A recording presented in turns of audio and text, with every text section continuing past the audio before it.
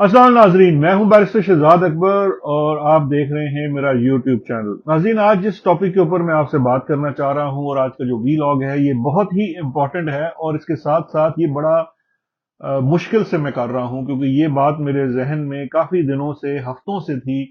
मैं करना चाह रहा था और जो चीज मेरे जहन में आ रही थी वो ये थी अ, कि शायद मुझे ये बात नहीं करनी चाहिए या जिसे कहते हैं आपने साथ वक्त गुजारा हुआ है और आपको लिहाज करना चाहिए। लेकिन फिर जो सारा पॉइंट था, जो सारा मुद्दा था ये बात करने का, उसमें भी तो मैं यही बात कह रहा हूं कि जब ये आपके ऊपर बात आ जाती है कि आपको कोई इशू जो है वो आपको, you are facing an issue and you should be addressing it, क्योंकि और कोई एड्रेस नहीं कर रहा, तो फिर ये भार आपको उठाना पड़ता है। मैं बात कर रहा हूं, आज करूंगा असद उमर साहब की। असद उमर साहब ने अभी एक आध रोज पहले एक ट्वीट किया और उसके अंदर उनका उर्दू और अंग्रेजी में दोनों में था, जिसमें उन्होंने अमली सियासत से बाकायदा तौर पर जो है वो इलादगी और उसको खत्म करने का ऐलान किया और उन्होंने कहा जी कि उनकी जो पब्लिक लाइफ है वो आज से खत्म होती है।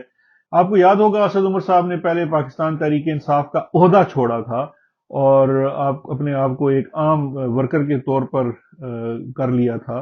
जब वो पहले उनको उठाया गया या जो भी उनके ऊपर किया गया। उस प्रेशर के अंदर उन्होंने वो इलादगी का ऐलान किया, फिर बड़ी चहमगोइयां थी, फिर कभी कभी उनकी को बात को कोर्ट डेट पे जाते थे सुनने में आ जाती थी। फिर उसके बाद ये ट्वीट आ गया कि असद उमर साहब ने सियासत से बाकायदा तौर पर इलादगी का ऐलान कर दिया और अब उनका पब्लिक लाइफ से किसी चीज से कोई ताल्लुक नहीं है। इसके ऊपर सबसे पहले मेरा कमेंट ये है कि असद उमर साहब एक इंतहाई नफीस और पढ़े लिखे और सुलझे हुए इंसान भी हैं और सियासतदान भी थे, बड़े मुदब्बर शख्स हैं, इसमें कोई दूसरी राय नहीं है। और कॉर्पोरेट लाइफ में भी कहा जाता है कि काफी वो कामयाब इंसान थे। और सियासत के अंदर मैं समझता हूं जो पीटीआई का और इमरान खान साहब का खासा रहा है वो यही रहा है कि जो मिडिल क्लास लोग और पढ़े लिखे प्रोफेशनल लोगों को उन्होंने सियासत में एक जगह दी और उनको लीडरशिप में वो लेके आए, जिसमें लोगों ने परफॉर्म किया और ये सब बड़ी अच्छी बातें हैं। और यकीनन असद उमर साहब के जाने से ये जो पूरी एक स्ट्रीम ऑफ कह लीजिए कि इस तरह के लोगों का आना था उसको नुकसान होगा। मेरा जो आज का वीलॉग है ये हरगिज आपने इसको असद उमर के खिलाफ नहीं समझना और इसको असद उमर पे कोई हमला नहीं है। मैं जो बात करना चाह रहा हूं एक बहुत ही इंपॉर्टेंट पॉइंट है और वो पॉइंट है इस वक्त क्या असद उमर साहब के पास ये चॉइस है जो उन्होंने इस वक्त अपनी ट्वीट की है, जिसके मुताबिक वो अपनी अमली सियासत से खत्म हो रहे हैं और घर बैठ रहे हैं और कोई उनका किसी चीज से कोई ताल्लुक नहीं है। मेरा सवाल यह है कि क्या असद उमर साहब के पास ये चॉइस है या नहीं है?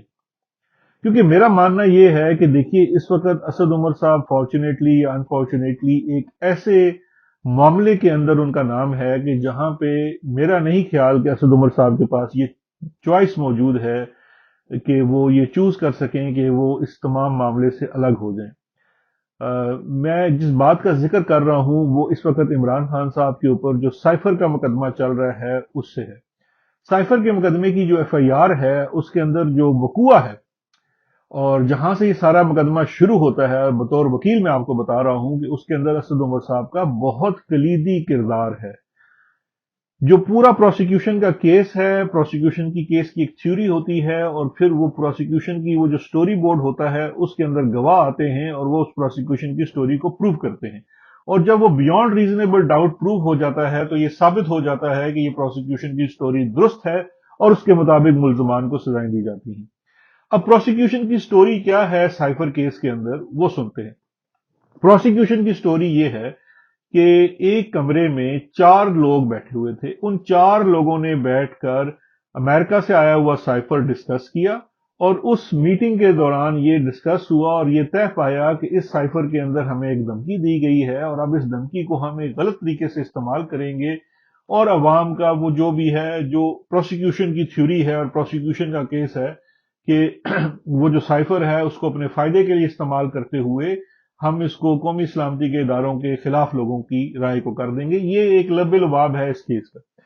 اب اس میٹنگ کے دوران جہاں پہ یہ مبینہ سازش تیار ہوئی، اس میٹنگ میں 4 لوگوں کا ذکر ہے کہ 4 لوگ موجود تھے۔ یہ میٹنگ بنی گالہ میں ہوئی ایف آئی آر کے مطابق، اور اس میٹنگ کے اندر وزیر اعظم جو تھے اس وقت کے عمران خان وہ موجود تھے، وزیر خارجہ جو تھے اس وقت کے شاہ محمود قریشی وہ موجود تھے، پرنسپل سیکرٹری پرائم منسٹر کے جو تھے اعظم خان وہ موجود تھے، اور سینئر منسٹر ہیں جو پلاننگ کے تھے وہ اسد عمر، وہ اس میٹنگ میں موجود تھے۔ پروسیکیوشن نے جب چلان داخل کرایا تو اس چلان کے مطابق 2 لوگ اس میٹنگ میں، یعنی کہ 4 لوگوں نے بیٹھ کے آپس میں گفتگو کی اور ایک چیز طے کی، لیکن انہوں نے 2 لوگوں کو ملزموں کے طور پر، ملزمان کے طور پر خانے میں ڈالا ایز ملزم۔ ایکیوز پرسن ان کو الج کیا، وہ تھے جی وہ عمران خان صاحب اور شاہ محمود قریشی۔ اسی میٹنگ میں سے جو تیسرے صاحب تھے اعظم خان جو پرنسپل سیکرٹری تھے، ان کو بطور گواہ سائٹ کیا۔ یہاں ذہن میں یہ رکھیے گا کہ انہوں نے بطور سلطانی گواہ بھی سائٹ نہیں کیا، یعنی کہ یہ کوئی پروسیکیوشن کی وٹنس ضرور ہیں لیکن وہ اپنے اوپر کوئی جرم قبول نہیں کر رہے۔ یہ بھی ایک بہت بڑی انوملی ہے جو آگے چل کر اس کیس میں ان کی لیگل ٹیم اس کو ہائی لائٹ بھی کرے گی اور اس کو ایکسپلور کرے گی، اور جب اعظم خان کا بیان عدالت میں آئے گا اس کے اوپر کراس ایگزامینیشن بھی ہوگا اور پھر دیکھنا ہوگا کہ اس بیان کی کتنی اہمیت اور حیثیت ہے۔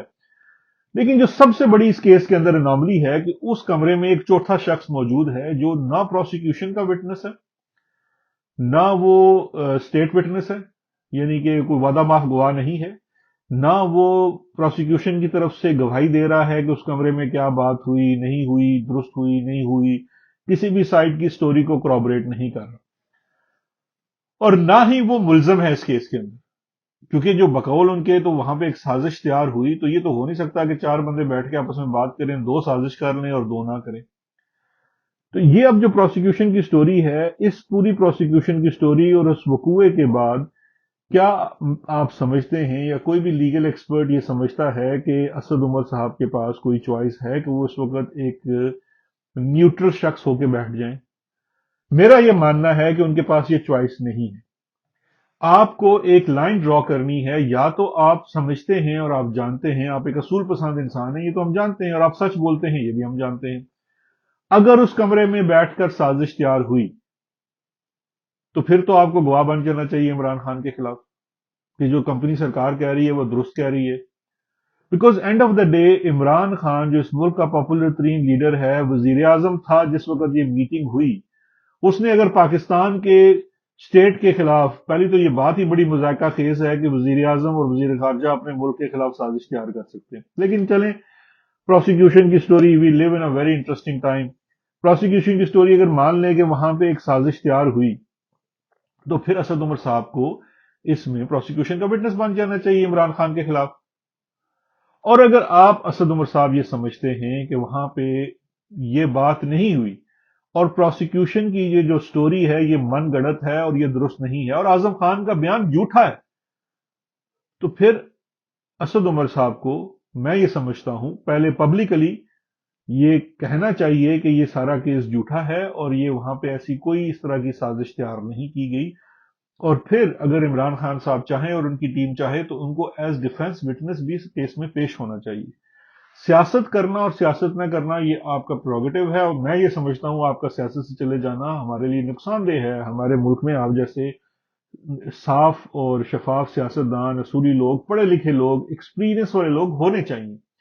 لیکن اس کانٹیکسٹ کے اندر جہاں پہ گواہی کی بات ہے اور جہاں پہ ایک ایشو ہے، دیکھیے ہم سب، میں خود اپنے آپ کو ایک کمزور انسان سمجھتا ہوں، میں کمزور انسان سمجھتا ہوں، اور میں اپریل 2000 جنوری میں جب میں نے 2022 میں چھوڑا اور اس کے بعد مجھے مارچ اپریل میں نظر آ رہا تھا کہ چیزیں کس طرف جا رہی ہیں اور آنے والا دور کیسا ہوگا، تو میں نے خود سے ہی پاکستان اسی لیے چھوڑ دیا تھا کہ مجھے یہ چیزیں اس طرف جانتے ہوئے نظر آ رہی تھی۔ پھر اس کے بعد اللہ نے مجھے ایک امتحان میں ڈالا جب میرے بھائی کو اٹھا لیا گیا اور ہر طرح کا ظلم میرے اوپر کیا گیا، اور آج بھی وہ ظلم جاری ہے، اور اس کے بدلے میں وہ کیا چاہتے تھے؟ وہ ایک چیز چاہتے تھے کہ میں عمران خان کے خلاف گواہی دے دوں۔ میرا بار بار یہ کہنا تھا کہ میں کوئی میں کوئی بڑا بہادر انسان نہیں ہوں، بڑا کوئی زوراور انسان نہیں ہوں، لیکن میں جھوٹ نہیں بول سکتا۔ میں اپنے بھائی کو بچانے کے لیے کسی کے خلاف جھوٹی تہمت لگا دوں یا الزام لگا دوں جب کوئی وہ چیز ہے ہی نہیں۔ اور میں آج بھی ریکارڈ پہ موجود ہوں کہ جو کیس وہ القادر ٹرسٹ والا 190 ملین والا ہے وہ محض بغض عمران میں بنایا جا رہا ہے اور وہ جھوٹ کا پلندہ ہے اور اس میں کوئی ایویڈنس نہیں ہے، اسی لیے وہ کبھی رائٹ ہوتے ہیں کبھی لیفٹ ہوتے ہیں۔ اسی طرح سے اس کیس کے اندر بھی چوائس نہیں ہے اسد عمر صاحب کے پاس to be neutral. Asad Umar صاحب کی بالکل میں نے ان کے ساتھ کام کیا ہے 3.5 سال،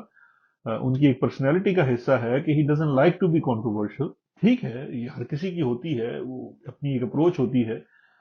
اور یہ بالکل ہو سکتی ہے، یہ آپ کی پروفیشنل لائف کے اندر اپروچ ہو سکتی ہے۔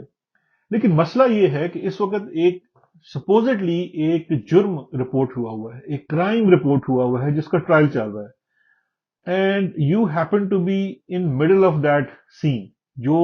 پروسیکیوشن نے ایک سین بنایا ہے، آپ اس کے بالکل درمیان میں بیٹھے ہوئے ہیں۔ آپ اس درمیان میں بیٹھے ہوئے، اور میں جانتا ہوں، میں سمجھ سکتا ہوں اس وقت جو آپ نے سیاست سے چھوڑنے کا بھی اعلان کیا ہے اس کی وجہ بھی یہ ہے کہ آپ کے اوپر بہت زیادہ پریشر ہوگا، and my all sympathies are with you. میں تصور بھی نہیں کر سکتا کہ اس وقت ملک کے اوپر، لوگوں کے اوپر کیا گزر رہی ہوگی، لیکن ایٹ دا سیم ٹائم آپ کا ایک سٹیچر ہے اور اس کی وجہ سے آپ کے کہے ہوئے الفاظ، آپ کی کہی ہوئی بات مانی رکھے گی۔ آپ اگر یہ کہیں گے کہ عمران خان نے یہ جرم نہیں کیا اور یہ شاہ محمود قریشی نے جرم نہیں کیا، عمران خان اور شاہ محمود قریشی نے اس کمرے میں بیٹھ کر سازش نہیں کی، تو یہ پورا پروسیکیوشن کا کیس ریت کا ڈھیر بن جائے گا۔ تو اس لیے میری عرض یہ ہے کہ آپ نیوٹرل نہیں رہ سکتے، آپ کو سٹانس لینا پڑے گا۔ You have to take a stand. یا تو آپ عمران خان کے خلاف گواہ بن جائیں یا گواہی دیں کہ عمران خان نے پاکستان کے خلاف سازش نہیں کی۔ میرا خیال ہے اس بات کے اوپر اور کوئی بات نہیں ہو سکتی۔ دیکھتے ہیں اسد عمر صاحب اس بات کے اوپر آگے چلتے ہیں یا نہیں چلتے۔ میں نے بہت سوچا کہ میں یہ بات نہ کروں، لیکن پھر یہی بات کہ وی لیو ان اے ٹائم جہاں پہ شاید ہمارے پاس نیوٹرل ہونے کی چوائس نہیں ہے۔ میں نے کافی عرصہ نیوٹرل ہو کے رہ کے دیکھا، it didn't work. Fawad Chaudhry میرا بڑا اچھا دوست تھا، اس نے نیوٹرل رہ کے دیکھا، it did not work. And Asad Umar sahib, it won't work. You have to take a position, you can not stay neutral in this situation. اپنا بہت خیال رکھیے گا، شکریہ، خدا حافظ۔